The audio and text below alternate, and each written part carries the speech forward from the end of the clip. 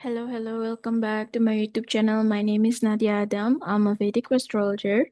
Thank you so much for coming up today to get some astrological updates between 9th of September until you can say for another 1 week, which means until 16, right? So this is from 9 to 16 of September. As usual, I will divide the explanation into several parts, and the timestamp will be in description box along with my personal details if you're interested to book a personal reading with me. So before we start, I just want to do the announcement that we are launching a small workshop mostly connected to D9 Navamsha chart, all right? How to decode, how to understand, how to read Navamsha or marriage prospect in your chart, or if you want to have that as a knowledge where maybe you can read people chart, okay? So in that workshop, it will conduct between 21st of September until 22nd of September, okay? Each class will take from us between 2 to 3 hours workshop. We're gonna dig deep into details of what is Navamsha, how to work with it, what's the meaning of each house, what's the meaning of each planet sits in Navamsha, how to predict marriage, divorces, denial of the marriage, etc., etc. All right.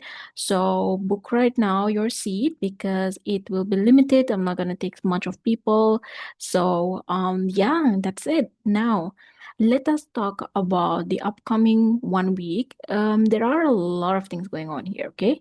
Um we can see Mercury moved, Mars moved, Venus moved. So let us start one by one. So the earliest thing we can see here that Venus will be moving to the sign of Leo, all right?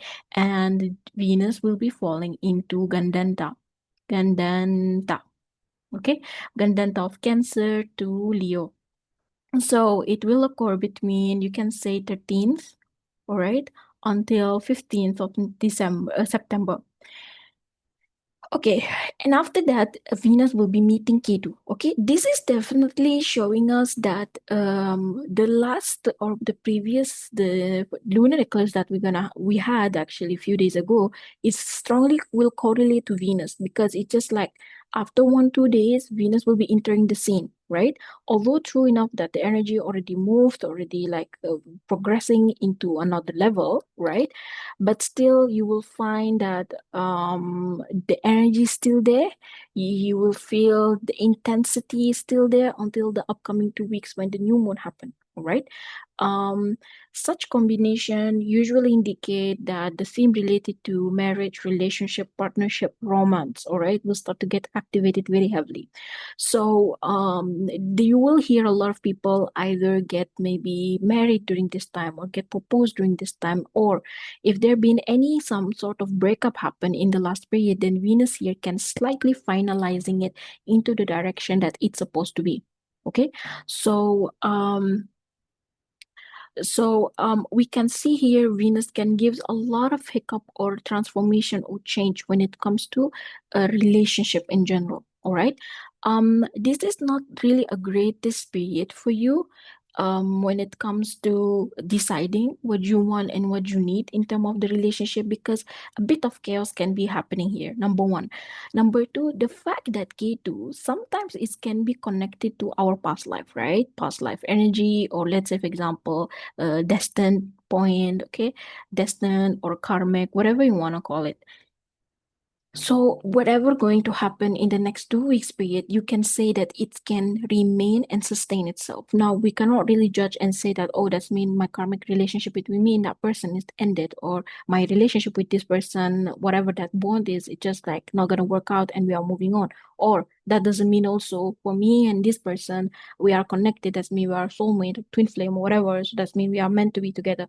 Doesn't mean like that. But you will find that there will be a fated events during this period, or fated kind of thoughts, fated emotion may start to show up during this period, that it can gives you a direction of what exactly going to happen and what about to happen. Okay. um this is very kind of karmic period, to be honest with you, especially if you are going through dasha, antradasha, or priyantardasha. Okay, so again, it will be if let's say you are in dasha, antradasha, okay, or Piyantradasha of Venus, definitely you will start to feel that, okay? Or if let's say you have strong vocal planets in Leo or Aquarius, you will start to feel that, okay, something here a bit like heavy karmic destined thing ish is going to happen, or it's just in the progress. Okay. So, but in general, how is Venus performance in Leo? Is it comfortable? Yes, it does feel comfortable here. It shows that Venus here will give us clarity about our emotion, will give us clarity about what we want, what we need in life, right? Especially also here, Mars, you can see it moves to the energy of Libra. So Venus here can be quite good in general, but just because the fact that it has Ketu, so it become a very like a karmic taste here going on, all right?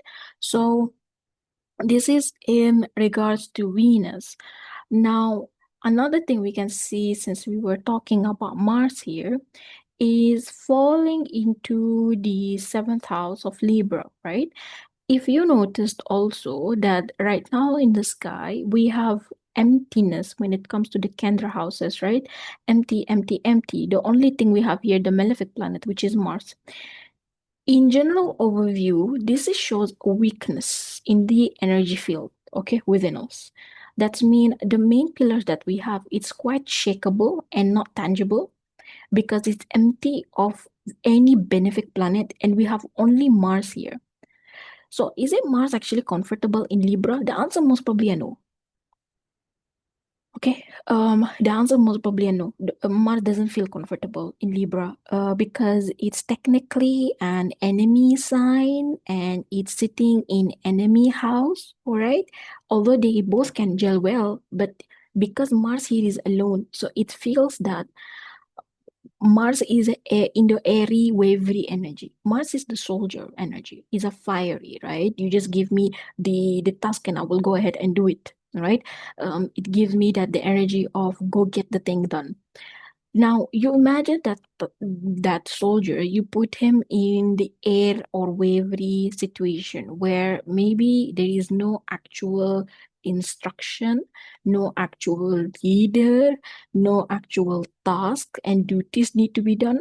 Mars here can feel a bit of confused, lazy, and lethargic, or there can be some agitation, right? And anger, frustration in regards to that house. Since Mars here is sitting in Libra, and then we can see Venus here also is with Ketu, this is a heavy energy of ending things. Or again, it has to do with the karmic theme, all right? The relationship that meant to be in your life will stay, the relationship that not meant to be with your life will leave. The karmic things, the things that is just destined for you to go through right now, it will start to come up by itself. And the things is just not supposed to come up with you for you during this time, it won't. It's just as simple as that. But Mars here can indicate that people will be always in the mood of anger. People are in the mood to get into a fight. People are in the mood to get into some argument and quarrel during this time. People can be quite cunning during this time, also quite selfish at one moment because Mars becoming more strategic. Like, I don't have a mentor, I don't have really a guru, I don't have a instruction, but I need to survive, right? So I will do whatever I supposed to do in order for me to survive. So as simple as that.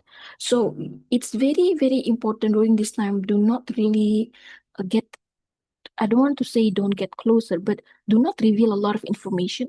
Okay, whether it's with your in your workplace, whether it's with your partner, whether it's with your friendship, do not reveal too much info. Do not um pay attention also maybe to the attitude, to the energy of people are perceiving or giving it to you. All right, avoid empty argument, empty talk, which is unnecessary, gossiping and all of that, because at one point Mars here it can expose things and we just gonna backfire to you. Okay, so this is can shows also a backstabbing energy or betrayal energy going on here in the sky. All right, this is not really the greatest or the strongest constellation, to be very honest. Okay, um I mean, some people will say, well, moon still will be moving, right? So it will start to give some, in fact, true enough, moon is a benefic planet and is moving anyways through the houses, so therefore it will still give some sort of strength. But yet, because it's a moon, is a small, teeny tiny planet, so it can get influence and impact with the conjunction or when it sits in the house itself. Let's say moon here in Aries, it will become a replica of Mars. When moon sitting in Taurus, it will become a replica of Venus, etc., etc. Okay, so yes, the energy up there is quite not the best. Okay, now last thing I wanted to address here that we're gonna see Mercury moves into its exaltation sign, right? In Virgo. Again, the Mercury exalted is actually good, but again, because the fact that we have the thing that is going on with Mars, the thing is that is going on with Venus and K2 here, it shows there is a lot of anger. Again, it declared the same thing. It can show people may become a bit impulsive, may become a bit like cunning. Okay, people can do things based on what is actually benefit for them. People can become a bit of like changing in their attitude and behavior. You may find them becoming a bit selfish, right? Self-centered in general. People may cause other people harm. Okay, they may harm others, they may manipulate others in order for them to get what they want. It sounds like this energy is like more a survival mode. All right, I don't know why, but you will find that people is all like minding their own business and just being in their survival mode during this time, right? However, Mercury in Virgo here, it shows that maybe most of your issues or most of your problem during this time, you will get a clarity out of it, or you will get solution out of it, or you will get that help and support that is needed in order for you to overcome and progress out of the situation. Okay, Mercury here can really give you a lot of clarity, but you need to communicate. You need to really speak up about it. You need to really seek help and support if that's needed also, right? Um, and when you really get that answer, get that solution, and you feel like this is the most suitable for me to do, you just go ahead and do it. Because even if we're waiting for Mars here to move to Scorpio, that's not really gonna help the situation a lot, right? Mars in water element, despite that its own sign, it can really make the person a bit slow in their energy, or they just want to go back and reserve and become in their cocoon. So if anything you need to do, you need to execute, all right, this is can be the greatest time. True enough that planetary combination right now, it shows weakness, but solving whatever issue that it's there, it's the best period. But initiating something new, this is can be the bad period. Okay, sorry.